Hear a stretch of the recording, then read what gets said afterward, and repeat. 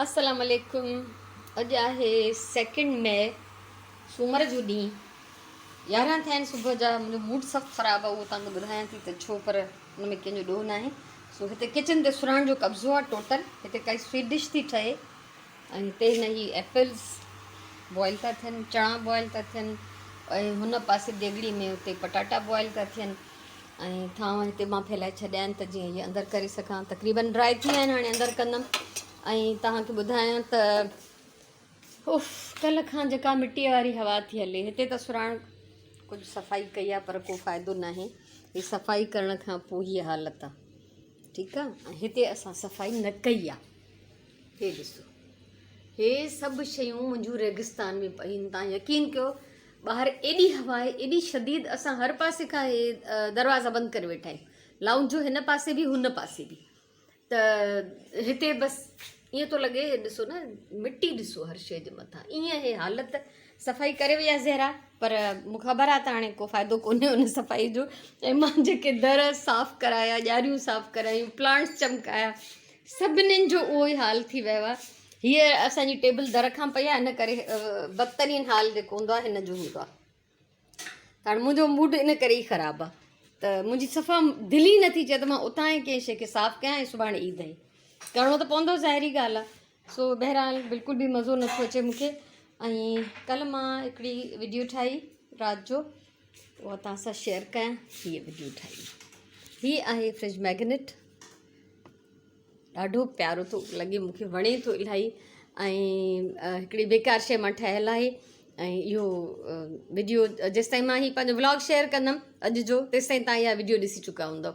त ऐं छा मां ठाही अथमि उहो बि तव्हांखे ॾेखारियां थी। इन खां अॻियों क्लिप जेको हूंदो उन में तव्हांखे ख़बर पइजी वेंदी त मां इहो छा मां ठाहियो आहे। सो बहरहाल इहा व्लॉग जी इब्तिदा आहे मुंहिंजी। ऐं हर शइ ते मिटी जा तह ॾिसी ॼण मुंहिंजे त दिलि दिमाग़ ते मिटी जा तह चढ़ी विया आहिनि। मूंखे सफ़ा मज़ो नथो अचे, पर हाणे कोशिशि कंदासीं त कुझु मज़ो कयूं। हे आहे हिकिड़ो चॉकलेट जो ख़ाली कंटेनर। ऐं उते लाड़काणे में अलाए कॾहिं मां वई हुयमि, जॾहिं वई हुयमि कंहिं वक़्तु, त मुंहिंजी भाणेजी इहो खाए पई। त मां हुनखे ॾिसी चयमि त अगरि इहो दॿो मां वटि हुजे त मां हिन मां ॾाढी ज़बरदस्त शइ ठाहे थी सघां। त हुन मूंखे चयो तव्हां खणी वञो। मां वरी धोई पोइ उते रखियो त विसरी वियमि। उनखां पोइ मुंहिंजी भेण खे मूं ॾे मोकिलियो जॾहिं को आयो वियो। त अॼु मां हिन मां हिकिड़ी ज़बरदस्त शइ थी ठाहियां, हिनखे डेकोरेशन पीस ठाहींदमि। ऐं पोइ तव्हां इहो यकीननि जॾहिं मां इहे शेयर कंदी हूंदमि न हिन कंडीशन में, तव्हां उहा वीडियो पहिरियों ॾिसी चुका हूंदव जेको हिन जो मां कुझु जेको बि ठाहिण वारी आहियां। सो हिनखे कयां थी यूज़। हे मुंहिंजे कमरे जी हालत आहे, हे मुंहिंजे कंप्यूटर जी हालत आहे, हे ड्रेसिंग टेबल। मतिलबु काई शइ जेका आहे न उहा मिटीअ खां वांदी न आहे। अॼु त मां दरी बि न खोली, सॼी राति बंदि कई। ऐं सुबुह जो मां सिर्फ़ु ई जेको थोरो साइड क्लीन कयो आहे, शयूं वयूं हटाए छॾियूं ऐं जेको बि हिते मैट चेंज कयो अथमि। बसि हालत लॻी पई आहे, मूड सफ़ा नथो थिए कमु करण जो, पर कुझु पाण खे राज़ी करिणो पवंदो। हाणे असां ॿिन्हिनि जा कम जारी आहिनि। ॿिए पहिरीं जी निमाज़ खां पोइ जो सीन आहे। सुराण हिते पंहिंजे कंहिं कम में मसरूफ़ आहे। ऐं हिते मां उहे जेके चिकन स्क्वायर्स ठाहिया हुअमि ब्रेड सां गॾु, उहे मां ठाहिण वारी आहियां। त इहे कीमो चिकन मूंखे पीसणो आहे। उनखां सवाइ ब्रेड क्रम्स ख़तमु थी विया आहिनि।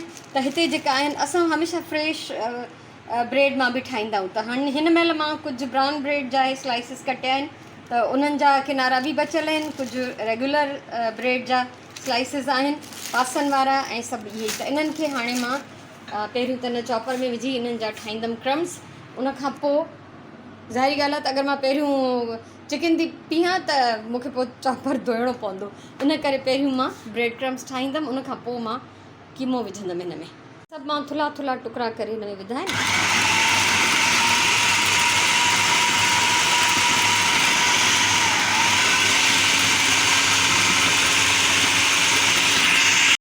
ॾिसो, हे मज़ेदार फ्रेश जेके आहिनि ब्रेड क्रम्स तयारु आहिनि।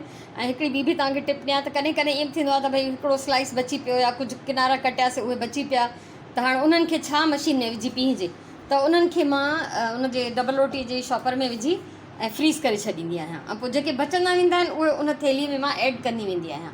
ऐं जॾहिं पोइ असांजी ज़रूरत जे मुताबिक़ उहा थी वञे क्वांटिटी, त पोइ उनखे असां हीअं चूरो करे छॾींदा आहियूं। सो इहो मुंहिंजो रेडी आहे। ऐं जेतिरो बि यूज़ थींदो बाक़ी इन ई बॉक्स में ढक ॾेई वरी मां हिनखे फ्रीज़ करे छॾींदमि ऐं हाणे मां हे चिकन विझंदमि चॉपर में। चिकन टोस्ट जी मां तव्हां सां रेसिपी शेयर करे चुकी आहियां। ही मां फ्रीज़ थी कयां त मां सोचियो इहो बि तव्हां सां शेयर करे छॾियां त ही इन्हनि खे मां मैदो अंडो ब्रेड क्रम्स हणी ट्रे में रखियो आहे, उनजे मथां हिकु प्लास्टिक जी शीट विझी ऐं ॿियो जेको लेयर रखियो आहे ऐं हाणे मां हिनखे फाइनली हिकिड़ी प्लास्टिक शीट सां वेढ़े फ्रीज़ करे छॾींदमि। थी सघे थो हुन में 2-3 पीसिस मां अॼु पचायां, बाक़ी जेके आहिनि उहे मां एहतियातनि महिमाननि जे लाइ जेको मानी टाइम खां अलावा शाम जे टाइम ते को अची वञे, ईद जे ॿिए ॾींहं ते अची वञे त मूंखे आसानी थींदी। ऐं ब्रेड क्रम्स जेके हिन महिल मां ठाहिया उहे सभु ख़तमु थी विया तक़रीबन। हाणे हे कंहिं नंढड़े बॉक्स में वेंदा ऐं उनखां पोइ वरी कंटिन्यू कंदमि कमु। मां पंहिंजी शाम जी पार्टी लाइ ठाहींदमि थोरा दही बड़ा, त इसराण बेसण भिजाए रखियो आहे, तेल बि कढी रखियो आहे हिते। सो हाणे हिते अची ऐं मूंखे इहो कमु जेको आहे फाइनल करिणो आहे। सो कंटिन्यू कमु आहे छो त अॼु असां पंहिंजी पार्टी कई आहे, पंहिंजी दावत कई आहे। टाइम था पूरा 3:30 ऐं मां हे दही बड़ा ठाहे चुकी आहियां। हिननि जी बि रेसिपी मुंहिंजे चैनल ते अवेलेबल आहे, उन सां गॾु गॾु जेके थांव थिया उहे विधो ई छॾियमि ऐं हाणे हिनखे रखंदमि फ्रिज में ऐं मां वेंदमि रेस्ट करणु, छो त इलाही मुंहिंजो थक में हाल बुरो आहे। ऐं हितां जो हाल ॾिसो, हीअ मिटी हिननि सभिनीनि जे मथां हीअ मिटी पियल आहे। सो टॉप जेको हुयो सुबुह ज़हरा साम्हूं साम्हूं त साफ़ु करे वई, बाक़ी इहे डीप क्लीनिंग हाणे असां राति जो ई कंदासीं, हिन महिल असांखे नथी पुॼे। ऐं जेको आहे शेल्फ बि मां न साफ़ु कया आहिनि, उहो सभु राति जो कमु थींदो। 3 पहिरीं जी निमाज़ पढ़ी वरिती आहे ऐं हे हालत आहे। ऐं सुबुह खां मां हाणे ॿाहिरि निकिती आहियां, हिन महिल सॼो ॾींहुं मां ॿाहिरि न निकिती आहियां ऐं हवा अञा ताईं इलाही आहे, पर उहो तूफ़ानी हवा न आहे, लॻे नथो ॼण सफ़ाई थियल आहे। तो हाणे मां सोचां थी त कुझु प्लांट्स खे पाणी ॾेई वठां। हिननि वीचारनि जो अॼु मां हाल वाल ई न वरितो आहे, न त मां अची हमेशह जेको आहे हिननि ॾे विज़िट कंदी आहियां रोज़ु, अॼु न कयो त मां। सो हीअ मिटी अञा ताईं बाल्टीअ में पई आहे। अॼु मुंहिंजो प्लान हुयो त मां मिटी जेका आहे ॿी बि खणी ईंदमि ॿाहिरां, पर बाबा सॼो ॾींहुं मुंहिंजी मजाल न त मां ॿाहिरि निकिरां। सो सोचां थी त हे 2 ख़ाली जेके वॾियूं कुंडियूं आहिनि, एक्स्ट्रा मिटी जेका बि कढंदी वेंदमि, फ़िलहालु हिननि में भरे शेल्फ जे हेठां करे छॾींदमि। पोइ जंहिं महिल बि मूंखे हिननि में कुझु पोखिणो हूंदो या हिननि खे यूज़ करिणो हूंदो त पोइ ॾिसंदमि। सो फ़िलहालु सोचां थी हिननि खे पाणी ॾेई वठां ऐं हीअ पाणी वारी बाल्टी जेका आहे या ख़ाली कंदमि, मिटी मां हेॾे लाहे छॾींदमि ऐं सफ़ाई कोन कंदमि, बिल्कुलु बि को फ़ाइदो ई न आहे न। हवा कंटिन्यू हले थी, मिटी वसे थी, अलाह बसि रहम करे। बाक़ी इन हवा जे करे सची ॻाल्हि आहे त गर्मी घटि आहे काफ़ी। मां अॼु पंहिंजी पार्टी लाइ पचाया आहिनि ही चिकन जा पकोड़ा। हीअ रेसिपी सुभाणे इंशाल्लाह मां शेयर कंदमि। पहिरियों बि मुंहिंजी 2 रेसिपीज़ चिकन पकोड़नि जूं आहिनि, हीअ उन्हनि खां थोरी मसालनि में डिफरेंट आहे। सो असांजी तयारी हली रही आहे ऐं हाणे सुराण ईंदी मैदान में ऐं उहा कुझु क़िस्म जा पंहिंजा पकोड़ा ठाहींदी ऐं फाइनली जेका बि असांजी टेबल जी तयारी हूंदी उहा पोइ मां तव्हां सां शेयर कंदमि। 5-6 मिंट आहिनि बाक़ी रोज़े खुलण में ऐं असांजी हीअ तयारी आहे। ऐं सुराण ठाहिया आहिनि ही ज़बरदस्त छोला, हे दही बड़ा मां ठाहिया, पकोड़ा मां पचाया आहिनि। सुराण ही कस्टर्ड कुझु स्वीट डिश ठाही आहे, उहो पाण ई तव्हां हुनजे चैनल ते ॾिसंदव हिन जी वीडियो त तव्हांखे ख़बर पइजी वेंदी त इहो छा आहे। सो इलाही वॾो नालो अथसि ऐं इतफ़ाक़ जी ॻाल्हि आहे त हे खारकूं बि अॼु असां वटि आख़िरी आहिनि, त इहे असां कढियूं आहिनि। उन खां अलावा हिते हे सुराण पचाए थी पकोड़ा ऐं सुराण शिकिल ॾिसां हिननि जी, ओ वाह ज़बरदस्त प्रेज़ेंटेशन, वाह वाह।